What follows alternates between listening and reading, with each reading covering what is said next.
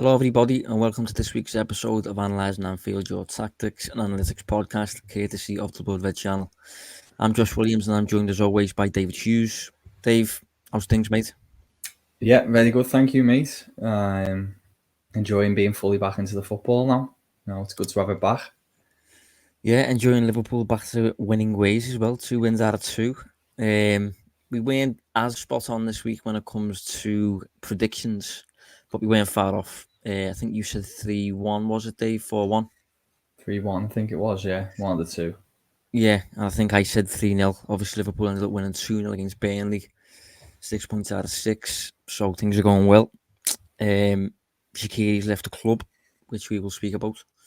But we're going to speak about Burnley, and we're going to look ahead to what promises to be a high-profile clash against Chelsea this weekend. So yeah, plenty to get through. But we'll start off with the Burnley game, which was, well, I think as has been reported, it was a bit of a battle more than anything, wasn't it? But yeah, Liverpool come out the other end with 3 points today, which is the main thing. Yeah. A lot was made about that battle aspect of it, which we may touch on.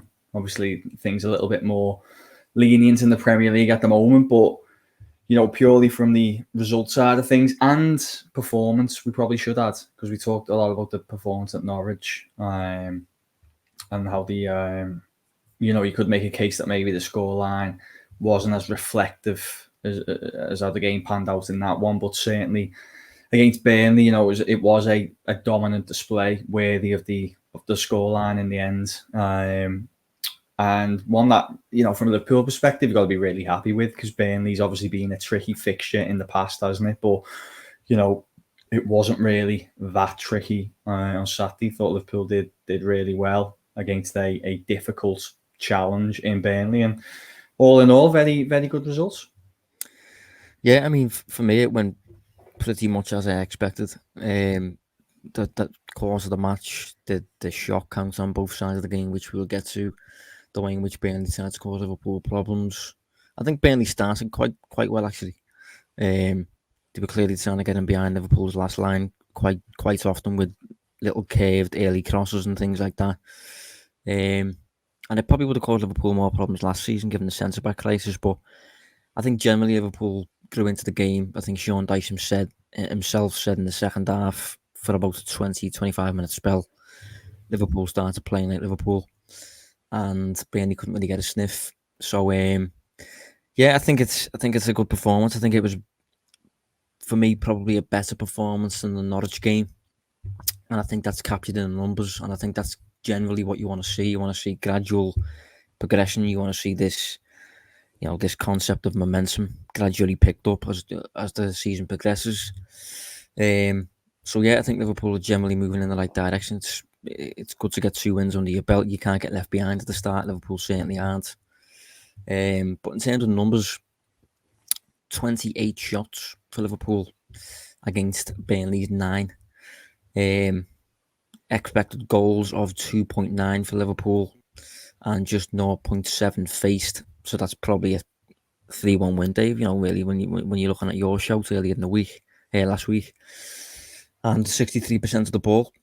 So that's a pretty dominant display. And if you're posting those performance numbers every week, very rarely you're going to lose, and probably very rarely you're going to draw as well. You're probably going to win most games there. And Liverpool's 28 shots there, Dave.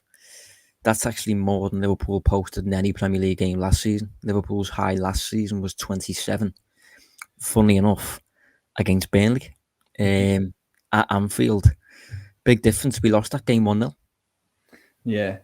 Well, I guess that shows in some ways it's probably a consequence of the opposition you're facing. The way Burnley play, happy to kind of sit in a little bit more, adopt those tactics where they're happy for the football to be played in their half instead of Liverpool's, which might inevitably lead to more chances. But I don't know if you've got it there, Josh. It'd be interesting to compare the XG numbers between the two games last season.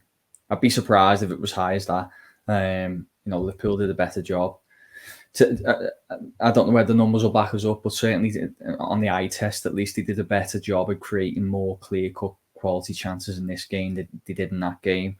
There's probably a little bit more elements of desperation, I think, in that game last season. So the expected goals in that game was Liverpool 2.3, compared to this time around, which I've just said was 2.9. Yeah, so and specifically in defence, there's a bit of a difference, Dave. I've just mentioned there that in defence, Liverpool allowed 0.7 XG this time around. Last time it was exactly double on 1.4. So I suppose you're leaving a little bit more open to the element of chance there last time. Yeah, so what you probably, if we try and just translate that into a scoreline, that's more closer to maybe, I know we ended up in a defeat on the day, but just based on quality chances created, that's a lot closer really, isn't it? More likely to maybe have been a draw. But this time, it was a well-deserved Liverpool victory. And it was just a much different game to the one earlier in the year. But then I suppose we shouldn't be surprised, key players back, fans back, which obviously played its part, no doubt about it. I think Henderson spoke about it himself post-match, saying that it was a big factor in terms of giving the players a lift.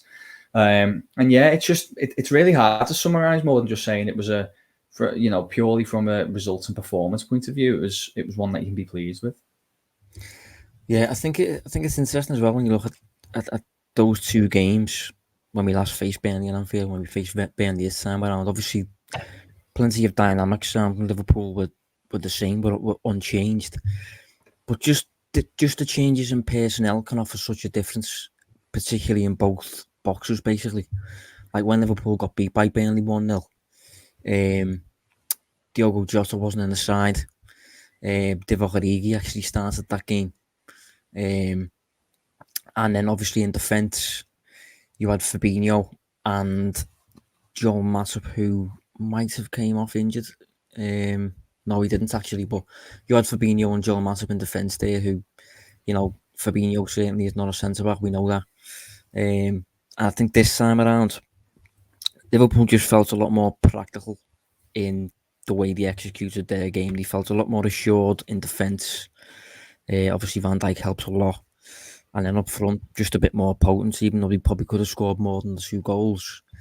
I remember saying last season, someone, we did a Q&A and someone asked, what's the biggest thing Liverpool might have learned this season? And from our perspective, looking at it, one of the things I said was just, no matter what you do, really, in the middle portion of the pitch, which takes up like 70% of the field or whatever, when it comes to securing results, it kind of all that really matters is what happens in both boxes, really.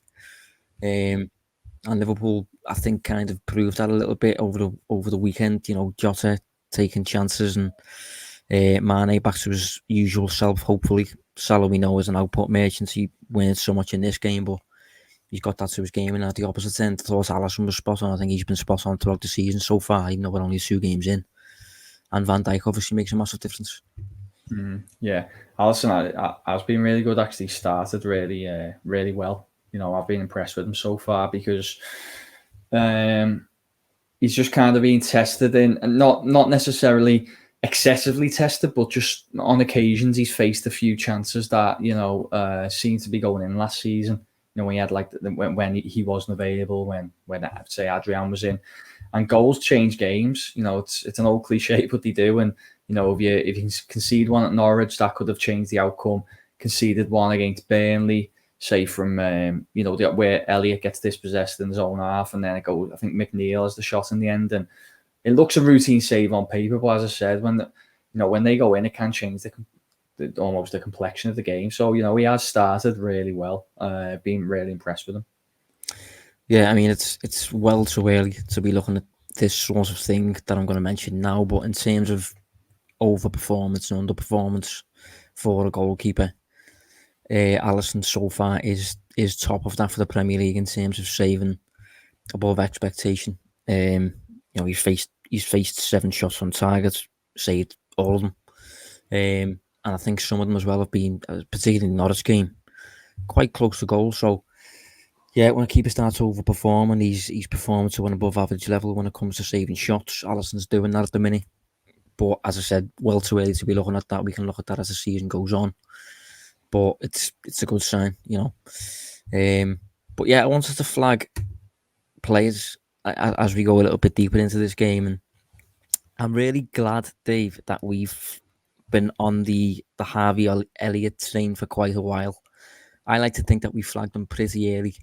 I remember talking about his numbers last season when he was in the Championship, just what he was doing. I think when we did our summer recruitment thing a few months back, I remember saying that I would seriously consider keeping him around the squad this season and that sort of thing. And I'm really happy to see that that's kind of been justified, really, because he started, which I must admit, I was surprised that he started, played the full 90, which I was additionally surprised by, because usually when these players come in, they'll maybe get an hour and then they'll come off the field. But I thought he was outstanding. You wouldn't have thought that he was an 18-year-old kid making his Premier League debut at Anfield. He just blended in perfectly, and yeah, I think it's. I just found it really, really nice to see, considering we kind of praised him and flagged him quite a while back. Yeah, and you know what? I wouldn't even say he just blended in. I said I'd argue that he's positively kind of changed the complexion of that right side. You know, if you look at it and you think, well, we saw it really, didn't we? You've got, last year it was Thiago predominantly playing in that kind of right side, the number 8 who offers a threat, but definitely a different kind. But now you've got in Elliott and Salah, you've got kind of two right wing profiles that you can kind of rotate, which is a headache for the opponents. Both can go out wide, and the other could come in and do so adequately as well, providing not a threat. And that just takes the onus a little bit, doesn't it, off Trent to kind of make overlapping, underlapping runs. He can still do them if needed, but I think he can then naturally almost be at the base of this trio and be able to kind of be that playmaker that we know we can be. And if you kind of compare that to Thiago, you wouldn't necessarily see Thiago last season swinging out to the far right-hand side to give Liverpool width, would you? It's just not naturally his game. So that would normally have to be provided by either Trent overlapping or Salah going out wide. And as I said, just completely, his profile completely changes that side, and I think in a positive way as well. I don't expect him to play every game. I don't think he'd perhaps be suited every game playing in that position, but certainly against Burnley on this occasion, it was a big positive. Yeah, I think probably what you're getting at there is I think it was probably a lot more fluid, wasn't it, in terms of that trio operating as a trio, interchanging different positions, not really being limited whatever position they end up in. If Trent comes inside, it doesn't affect his game too much. If Harvey Elliott ends up on the wing, it doesn't really affect his game too much. Whereas obviously if that was the case with Thiago and Thiago was to end up on the wing, maybe he's a little bit limited, maybe he's a bit more suited to the centre. So yeah, I agree. I think it's really difficult dynamic for opponents to deal with, considering those three players, they all have massive threat on the ball. So there's kind of none of the three that you can really allow to just have possession. None of the three that you can really feel safe when they've got the ball. So it's going to be a difficult one for Liverpool to manage, for opponents to manage. I thought he was brilliant throughout, Harvey Elliott, and his numbers in particular look really, really interesting, because we speak about what a player does on the ball and things like that. And in the game, he made 10 progressive carries. Now, a progressive carry is basically, I'll get the definition up in a sec, but it's just basically a carry forward towards the opposition goal without taking on a player. Dynamic players usually do it. So think Naby Keita, Kevin De Bruyne, those players who are willing to go forward with it. Basically, he showcased 10 of them. That was the most in the game. And he also showcased 10 progressive passes as well, which was the joint most with Trent. So, to be doing that on your debut at Anfield against quite a rough side. I think he got taken out early on by, I can't remember who it was, Brownhill maybe. But to be showing your level to that extent on the ball some players would be inclined to come in, wouldn't they, Dave, and just think, right, 6 out of 10, just get me through it. But he seems to come in and just not shy away from the spotlight whatsoever. Yeah, but he's so confident now, isn't he? Let's be honest with you. He doesn't feel like a normal 18-year-old prospect. He feels so much more advanced. He kind of feels like he's maybe this is a little bit of an exaggeration, but maybe a tier below where Mason Mount is. Mason Mount 21, 22, still really young, but already like an integral part of that Chelsea side. I use him as an example because obviously Liverpool got Chelsea this weekend. But just he's so confident. I don't know if maybe that's from that loan move at Blackburn, which was a roaring success, really. If you look at his kind of contributions in terms of goals and all-around performances, loan moves can be a little bit of a hit and miss. But this one went really well for him, playing in a really competitive league, a tough division, and he excelled there. So I think that's laid really good foundations to go out and think, well, I don't just need to perform to an adequate level with Liverpool. It's a really competitive side. I probably don't want to be going out on loan again this year. I'd rather stay in and be involved in the team who are going to be pushing for, European honours, Premier League. So I've got to prove my worth from the outset, because he was on the bench Saturday, Josh. There was pretty sure Thiago was there, wasn't he? There's other midfielders lying and waiting, so it's not easy. He knows opportunities on the right wing are going to be sparse because Salah's there. So I think he knows if he's had an honest conversation with himself that he needs to go from a 6 or 7 performance to 8 or 9, and he's capable of it. And I thought on the weekend it was an example of him doing so. Yeah, you had Thiago on the bench. You had Curtis Jones on the bench. You obviously had Oxlade-Chamberlain absent, who was I think his girlfriend or his wife or whatever was giving birth, and James Milner missed the game through injury. So you have quite a stacked midfield, but I think Elliott has done more than enough in that game alone to kind of, without doubt, get in amongst it. I think you would have to question when to use him. I think you're right when you say that. Say, for example, like I was going to say then, for me, Elliott performed that role much better than Ox did in the first game against Norwich. But a big difference between those two games, one is at home, one's away. So when it comes to Elliott playing away, maybe it'll be a bit tougher for the kids to do that. I'm not doubting his quality. I'm not doubting that he could do it. But I think when you're bringing a kid through like that, you just always want to, well, most of the time at least, provide them with favourable surroundings, really. And I think, I'm not sure how Klopp will do it moving throughout the season. Obviously, he works with him every day. He knows him better than I do.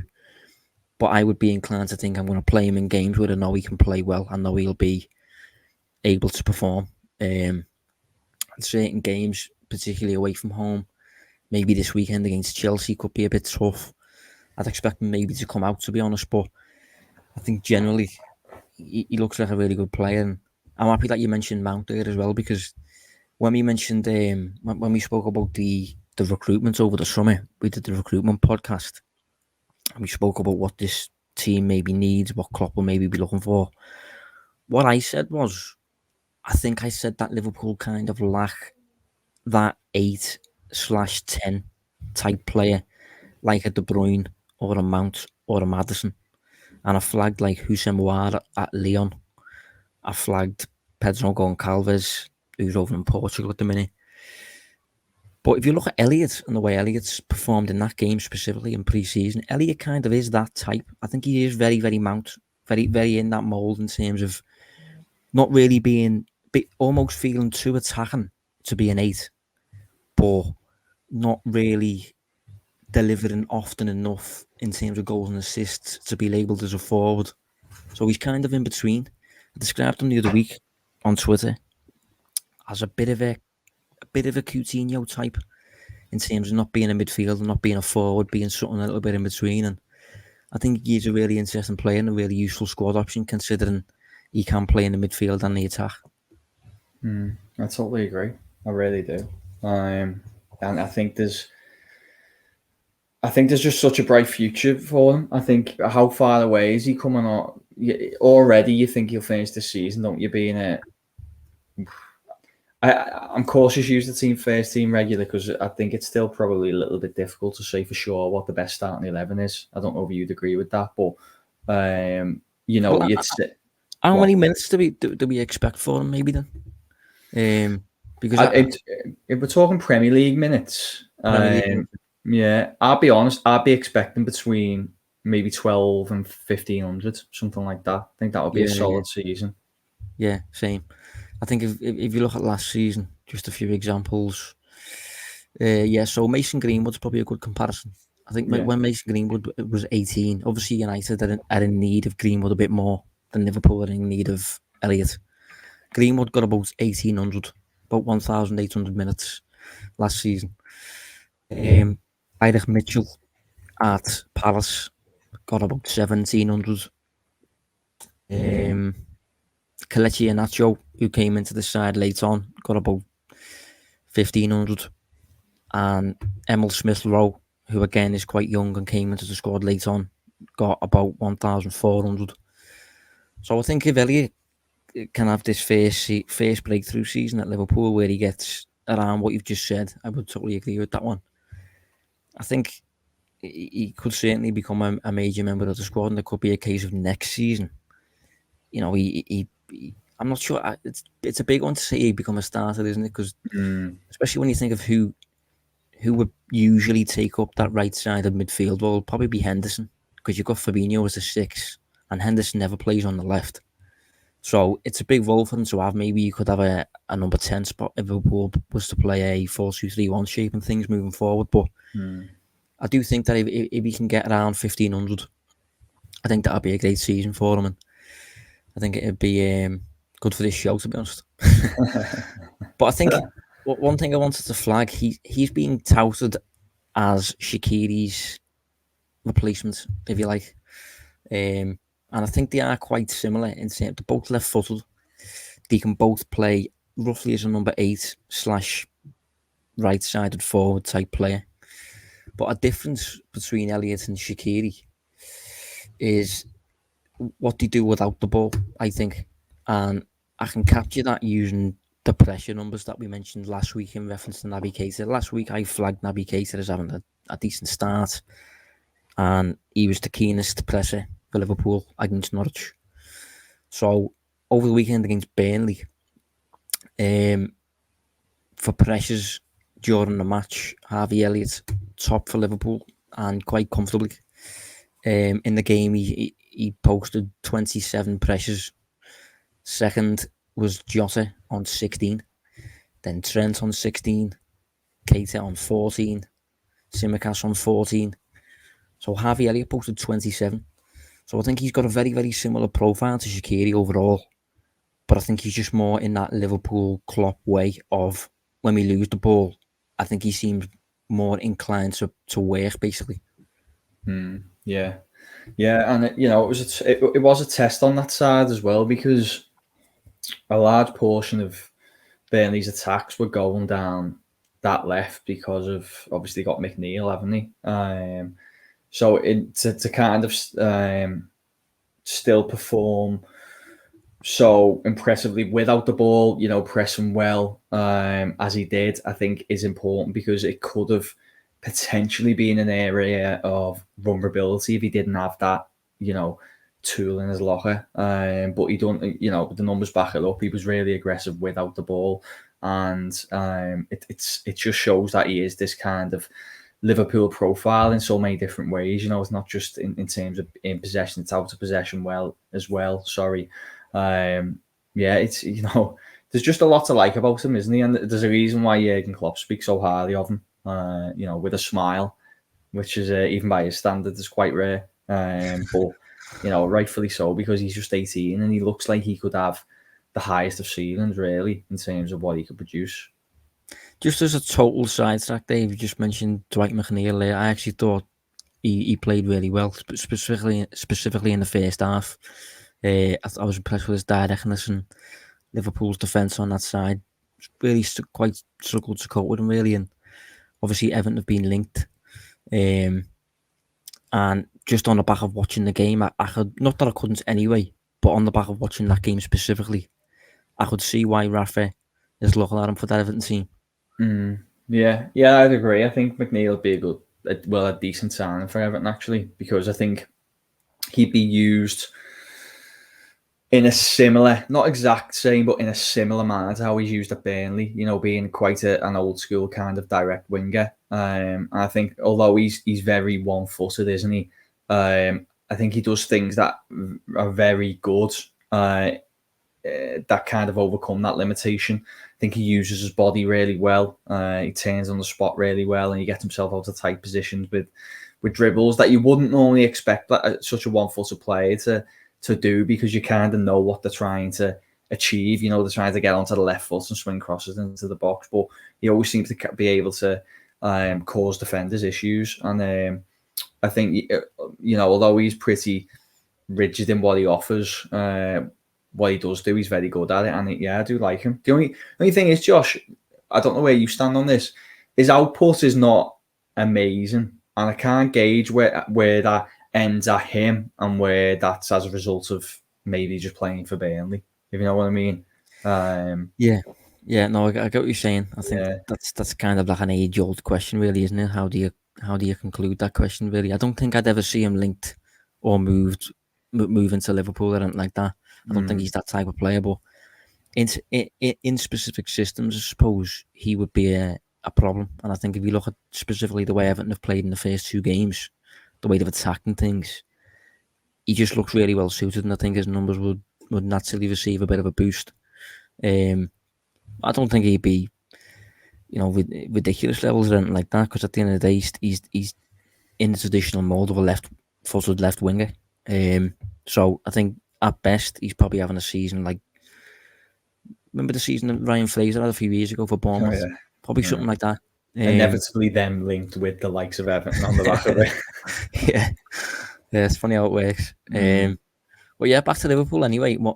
Just on one final note on the Burnley game, I wanted to flag Jordan Henderson because I thought he was outstanding when he, specifically on the ball. But the way he came in after not really playing, being the last player back to Liverpool from international duty from a long summer and things, and he was thrown in, and he was playing as the 6, given that Fabinho was absent. And I just the way he played, I don't know, I've not really seen him play like that too often. He's naturally been a player who kind of puts his physical and his intensity on the game. Lots of running, lots of screaming, harrying opponents in the face and all this and that kind of thing. But in this game, maybe it was to do with the fact he was a 6 and he was more of a holding presence, but I just felt he had such authority about what he was doing, just kind of giving us this aura of, I've been doing this for years. It was that kind of performance, I thought. And I wanted to flag him because I thought he was really, really good. And given that Burnley are this physical team, I thought having Henderson as the holding player, just the way he was playing and things, and when he was on the ball, he was releasing it with his first touch at times, getting counters on the go. He'd play long passes when the time was right. Just a proper leader. I think, it's a bit of a cliche line when it comes to Henderson, but it was very much that type of display, really. Yeah, I get what you're saying. No, you're not just saying like leaders in like what he was saying on the pitch. You mean leading the performance. Similar to, although completely different styles of play, but similar to what Gerrard used to do in terms of kind of be a leader through his play as opposed to maybe necessarily vocal. Although Henderson has that as well. But yeah, well, I was going to say, I think with Gerrard though, Gerrard was like Henderson usually when it comes to, he would lead, but he would lead by just kind of running everywhere like a man possessed basically. But Henderson in this game, I felt was like just quite like a withdrawn presence who just kind of kept everything under control, if you know what I mean. Bit like Gerrard as he got older, maybe. Yeah, but I think that this just ties back into conversations we've had before with Henderson, where I think he's just developed into an elite midfielder. whether it be as an 8 or a 6. I think he's just an elite midfielder. I don't think he was. If I'm being brutally honest, it might sound a little harsh. I don't necessarily believe he was in, say, his early 20s at this tier midfielder, and probably didn't ever look like he was going to develop into the player he is. I thought he'd always be like a top 7 midfielder. But I'd say over the last, basically, he's kind of, at the same time, Liverpool have progressed into a team that competes for championships again. I think he has kind of gone with them rather than falling behind. And as he's got older, he's just got better and better. Now he is just a top talent. I think his distribution is fantastic. Thought it was really good on Saturday, and it was another really good performance, especially all things considered, with him kind of coming back into the side, and it potentially being a tough game on paper from a physical point of view, being in that number 6 position. But he fully took advantage of when he could get on the ball, and he kept Liverpool taking over. Yeah, I think, rolling back to his early years, that I probably saw, I think he was very similar in many ways to probably around like a Scott McTominay type now, in terms of offering valuable qualities that you want. Like, he's clearly applies himself, very aggressive, very intense, good physical qualities, can cover lots of ground. But I think just gradually he has become a different sort of player, and to be able to just revert back from an 8 to a 6 and offer as I said, a withdrawn kind of holding presence, safety net type thing, compared to his usual number 8 performances, where he's very intense all over the park, lots of running. It was just very, very, very complete, very assured, and I think it looked like, whatever an experienced player looks like, this is what Henderson was, in my opinion. It was that kind of display where it just looked like he'd been doing. It just like he was going through the motions, cruise control, but despite that, to a very high level. So yeah, it's good to see, considering we've got a tricky upcoming match, Dave, against Chelsea. You've been impressed with them so far? Oh yeah, definitely. Look, I've been, like everyone else, I think I've been impressed with them since Tuchel's come in. And I was actually thinking about this earlier. I believe this is the toughest opponent in the Premier League at present, including the likes of City. And that's not recency bias because they've just they got beat the week before by Tottenham. It isn't. I just think over the course of the last 6 months, Chelsea being a really, really good side and a very difficult one to stop. Just the way Tuchel's been playing. They do really great stuff in terms of somehow managing to have such a wide formation, loads of depth to it, but then having the midfielders, like the central 3 and the midfield 2, playing so close together. And it's just we saw the headache Arsenal had against it on Sunday. A really tough side to stop, and then when you throw in that they've just brought in a top finisher, probably one of the best in the game, I think there's a lot of problems Chelsea can pose Liverpool. Yeah, I would agree with what you've just said there. I think Klopp would find it easier to formulate a plan to beat Manchester City than this Chelsea team. This Chelsea team has a lot, loads of solutions, ridiculous squad, and since Tuchel came in, they have been a different animal in terms of the way in which they've applied themselves on the pitch, specifically without the ball. I think has been it's allowed them to just control everything. And if you look at their underlying numbers, it is, again, but 2 games in, but it is incredibly impressive, their underlying numbers so far, and since Tuchel came in, really. But based on the 2 games so far, Chelsea have faced the fewest shots. They've only faced 10. City have faced 15, for example. Liverpool have faced 24. And in terms of the expected goals that they've faced, again, the best by some distance. There's over 2 games against Palace and Arsenal. They've only faced 0.6 XG. City, again, second best, 1.4 XG. So that's quite a jump between the best and the second best. Liverpool have faced 2.1 XG. And again, going a little bit deeper in terms of expected goals per shot that you face, Chelsea's is again the best. So the average shot that Chelsea have faced has had about a 6% chance of finding the net. The average one Liverpool has faced has had about an 11% chance of finding the net. So Chelsea is just, it's title numbers. It is title numbers. Well, on that, Josh, sorry, before we move on, I actually had a look at expected goals against since Tuchel come in, and of all the games he played since the beginning of February, only twice have they conceded an expected goals against of over 1. Do you know who that was against? I think one was off the top of my head. One was Premier League only. No, all competitions. So you can Right. throw the Champions League final and that, you can throw FA Cup and that. Champions League final against City, and it was about 0.7. I'm pretty sure one was against Aston Villa, and I think the other might have been, off the top of my head, could have been that crazy game against West Brom. But even then, I'm not sure. And I don't. I'll have a look at the minute, Josh. It probably was if Tuchel was in charge of that. Wasn't that like a mad? Yeah, it was about 5-2. Yeah. It would have been Bridge. That. Yeah. But that's insane consistency, isn't it? Because you've basically played in that period.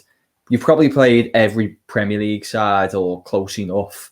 You've also competed on the continent. You've played in Champions League finals, and you basically played every type of game and every kind of challenge. And actually, every team struggled to create high quality chances against you. Yeah, but the interesting thing is, in my opinion, they are coming up against the best attack in the league.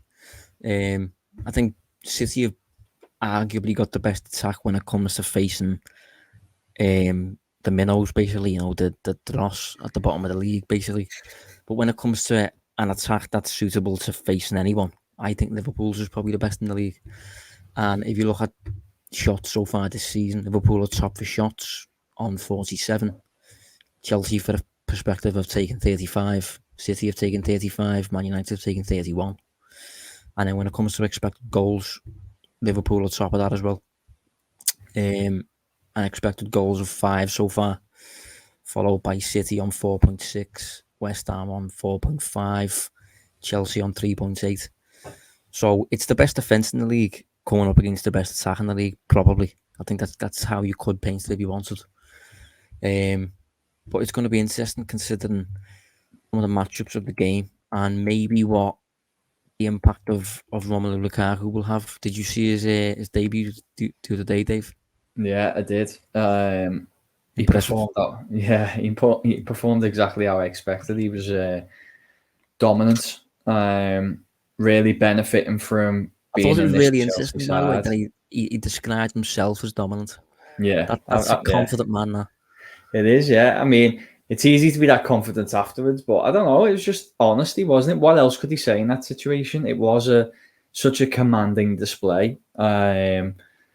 He should have probably had 2 on the day. Leno pulled off a great save from that head in the second half, but he's just, not only is he a dangerous prospect, but he's just full of confidence as well. And, they're 2 really dangerous kind of components to have to put up with when you're an opponent. I just hope now, though, that this discussion of him being is he any good type question is just put to bed. Yeah, funny enough, Josh, I had this question asked, like, as he signed for Chelsea, and I thought, what more can he do? You know what I mean? He goes everywhere and scores goals like that. That should be end of discussion. There's the facts. Then you throw in now he's not just a goal scorer. I think he's technically a much better player than he's ever been, which you'd expect to be in his prime years. And he's a top striker. Probably from a Liverpool perspective, Josh, could you think of a worse centre forward to be facing in Europe at the moment? No, that's a good point. And I think Not only has he obviously improved as a player and kept up consistent scoring rates throughout his career, but if you look at off the pitch as well, he seems to have really developed into a leader and a proper, shoulder to carry the team at times and stuff like that. And he speaks 7 languages, and it's just he is an incredible person alongside his obvious footballing qualities. Um, how much has he improved since Everton, for example? How good was he at Everton? Because I remember him being good. But people winced a little bit maybe at the £27 million fee. Was it 29 million, something like that? Yeah, so it's really difficult because I think when you look back on that period, what isn't it's probably about 6 years ago now, 5 6 years ago, and I'd like to think as each year's gone by in that period, mine probably same for you, understanding of the game and the more intricate details has hopefully improved. But my memory from that period was he was capable of scoring goals, but I don't believe the work ethic is what it is now. In terms of his off the ball contributions, I think he, like most strikers, like to only go one way, which was attack. But the game's changed, and even at that stage, an ability to press without the ball was really important, and to offer you. Well, look, we all know that. We're on a Liverpool podcast. We know how important it is, for forwards to press from the front. They're your first defenders. I think he lacked that kind of contribution when he was at Everton. I think technically he wasn't the best either.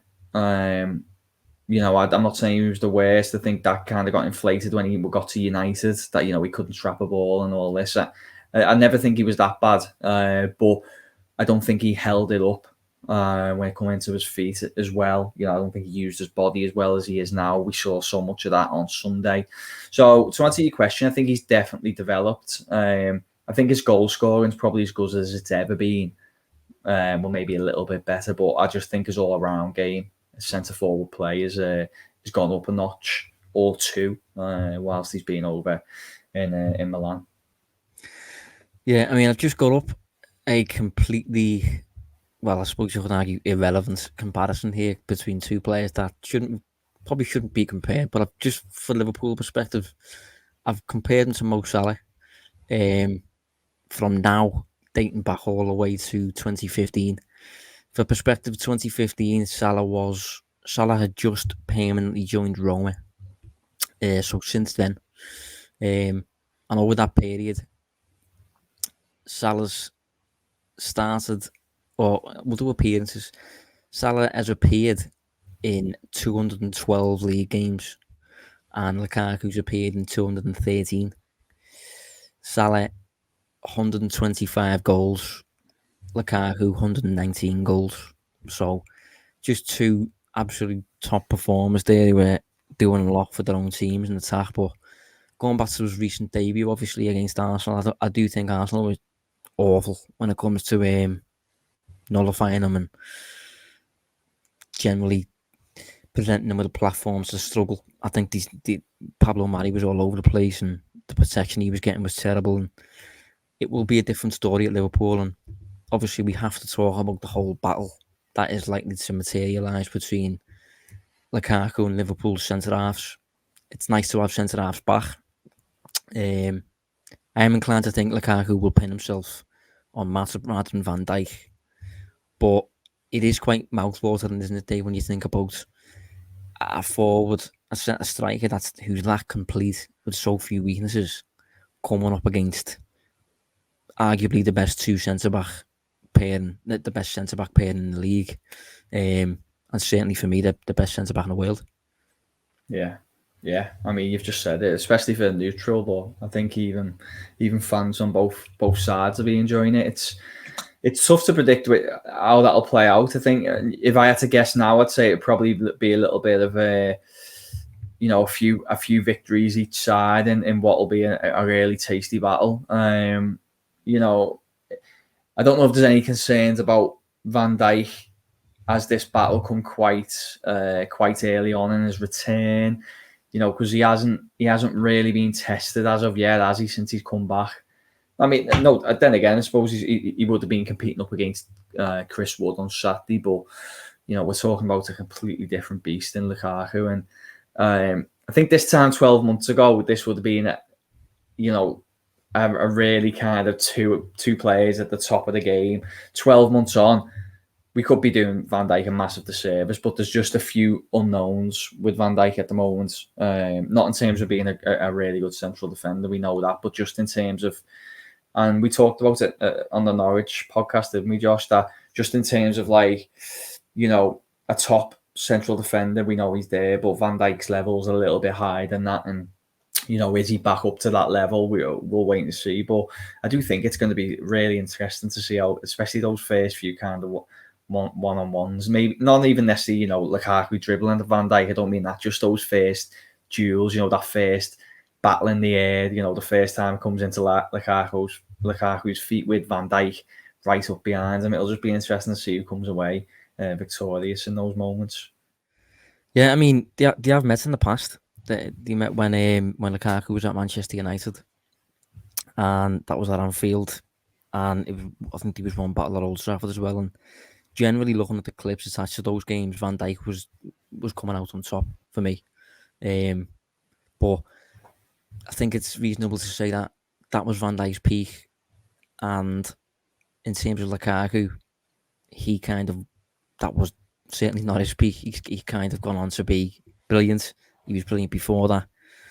And you mentioned there that could it be too soon after Van Dijk's injury? And I must admit, I think this would be better to happen about 2 months down the line than right now. This is probably going to allow us to gauge where Van Dijk is a bit more than the previous 2 games.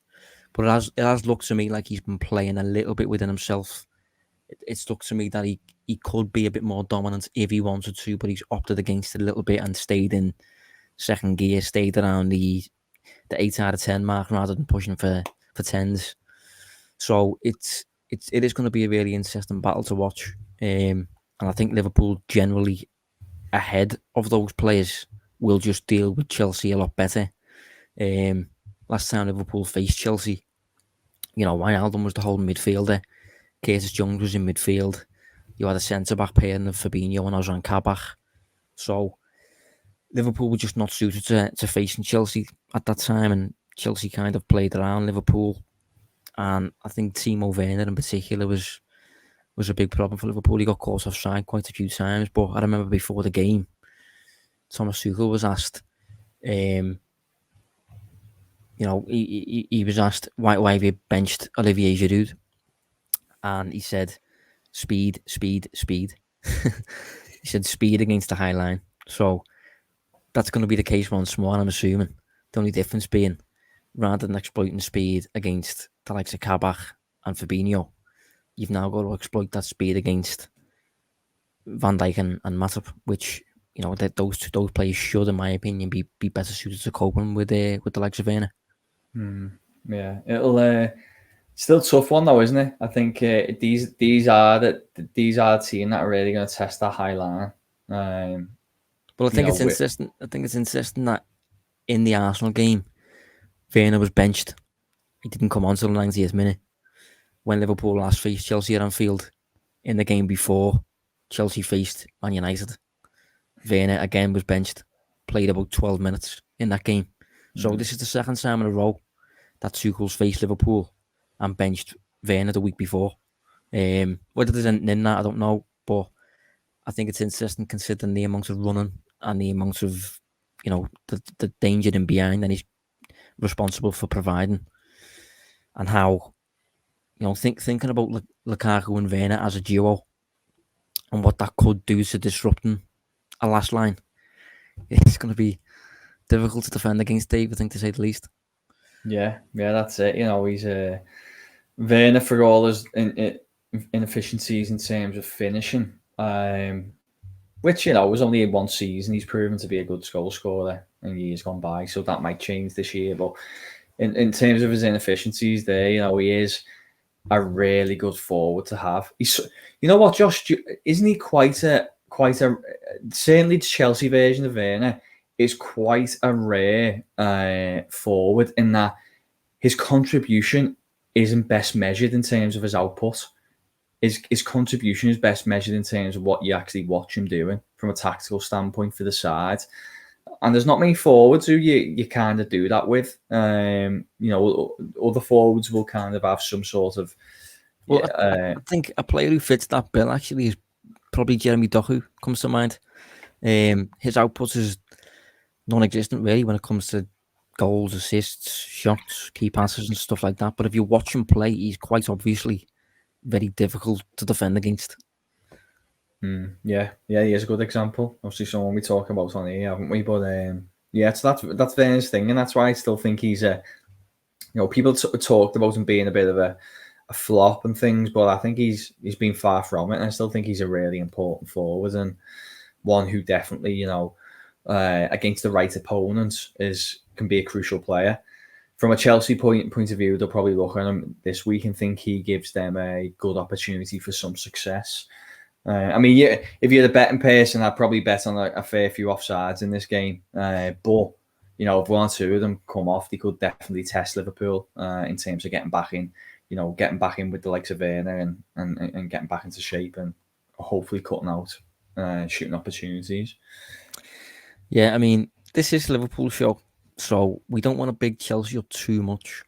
So in terms of their weaknesses, Dave, you know, how can Liverpool get at this team? Well, you know, rather than being worried about certain aspects, how can Liverpool get at this team? Because I think if you look at them, say for example, their starting lineup against Arsenal, it's obviously very, very good. But you do look at certain individuals, and I think when it comes to Liverpool as a starting 11 and Chelsea as a starting 11, I think Liverpool's starting 11 is stronger. I think Liverpool's starting 11 is more complete. If you look at Chelsea, they've got players there that they now look quite imposing and they now look part of a really functional system. But they're still just players that have kind of just been knocking about for a few years, drifting almost. Like if you look at the keeper, Mendy, he's a decent, good player, not against him, stuff like that, but he's not Alisson's level. Christensen is only really becoming a Chelsea starter now after being at the club for most of his life, I think. Antonio Rudiger was due to leave the club under Frank Lampard. Marcos Alonso started in that game. I'm not sure he will against Liverpool, but again, a player who was supposedly on the chopping block. Azpilicueta, you know, aging. Jorginho, not the most mobile.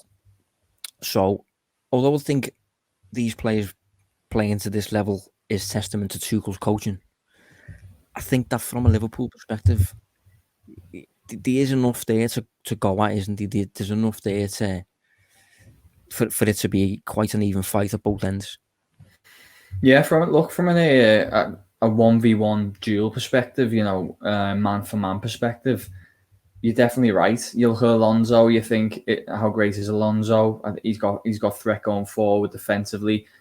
He's been suspect under plenty different regimes, which is why he was due to leave. Obviously, he hasn't now. But even if Chilwell comes in, I like Chilwell, but there's a reason why Chilwell, you know, is deemed surplus in the place of Alonso for certain fixtures. You know, that tells you all you need to know. That there could be a vulnerability there, even if they do change. And I do agree. It's just, if you're looking, although we know that as a defensive unit they've been good, but if you're looking at the side, you probably are looking in those advanced wide areas where Liverpool are so strong, and say they're potentially Chelsea's Achilles heel, because you know, Reece James I think has been found wanting at times. We just talked about Alonso.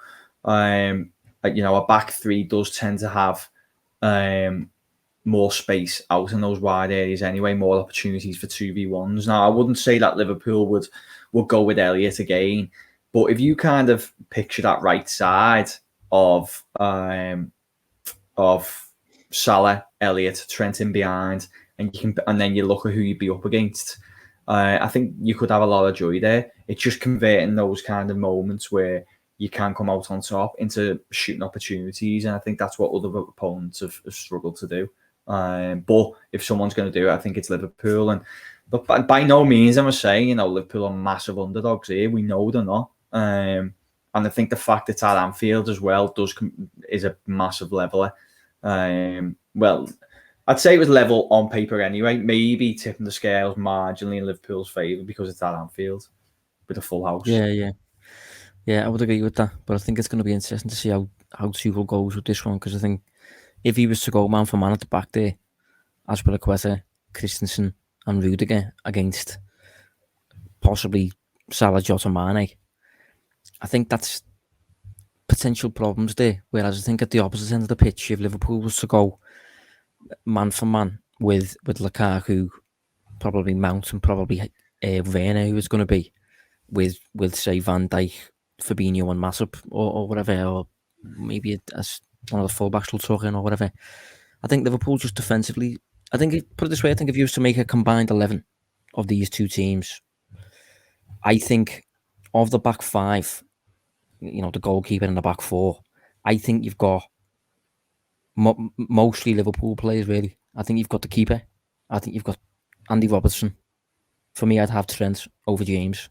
Van Dijk you have in there. And then the final centre-back spot, you've got flip a coin between Matip, Gomez, Kanate, Rudiger, Aspilicueta, but I think he's more of a centre-back in the back three. Kurt Zouma. I'm not sure what you do, but I think defensively Liverpool have got better individuals, is what I'm saying. So, yeah, going into the game, it is very, very well matched, and I wouldn't rule out a draw here. I think this is just two really good sides, two proper teams, and two very well coached teams as well, two proper coaches. So it's going to be a high quality game, I expect here. So we'll do predictions, Dave. What are you going with? I am actually going with the draw as well. I'm going to go 2-2 because I think both. I know we've talked about Chelsea's defence, but it's coming up against Liverpool's attack, and I think both teams have the capacity to create chances, and they have the players to finish them as well. So yeah, I'm going to go 2-2, an entertaining game. This is a hard one to call. This, honestly, both teams could win comfortably. Could easily be a draw, so I'm going to sit on the fence a little bit with this one. It feels too early to accurately predict what this is probably going to be. So I'm going to go 1-1 on this one. Wouldn't rule out 2-2 either. But yeah, this is one that I am finding harder than normal to get a picture in my head of how this game might go. I feel like I know what Chelsea are going to try and do in attack in particular. But other than that, a lot of the rest of the game is kind of open to guesswork, really. But hopefully Liverpool get a win anyway. Yeah, we'll be back next week anyway. So, Dave, thanks for joining us, mate. Thank you, mate. Cheers. Yeah, and we'll be back next week to hopefully review what will be a big title win for Liverpool going into the rest of the season. So, yeah, be sure to tune in next week. See you then.